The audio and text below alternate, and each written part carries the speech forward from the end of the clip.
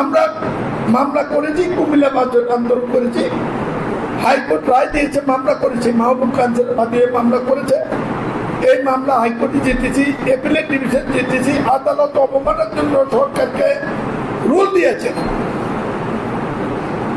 তখনকার স্থানীয় সরকার, সত্যিকার সরকার কোর্টে ডেকে নিয়ে কথা বলেছে, আদালত করেনি। আল্লাহ অশেষ রহমত, স্থানীয় সরকার মন্ত্রী হয়েছে আমাদের মহাসচিব জনাব তারেক রহমান। সরকার গঠন পর আমি যখন আমার ডিউ লেটার নিয়ে গেলাম, তিনি 10 মিনিটের মধ্যে সবগুলো প্রস্তাবকে অনুমোদন পূর্বক স্বীকৃতি দিয়েছেন এবং 3 দিন থেকে 10 দিনের মধ্যে সবগুলো সিদ্ধান্ত সরকারি পর্যায়ে চলে এসেছে। প্রথম কথা সরকার মেনে নিয়েছে, সীমানা বর্ধিতকরণ এখন শুধুমাত্র তারা বাস্তবায়ন করবে। তাইলে তারা মামলার ব্যাপারে আমরা বলেছি আমরা মামলা নিয়ে কথা বলবো না। এক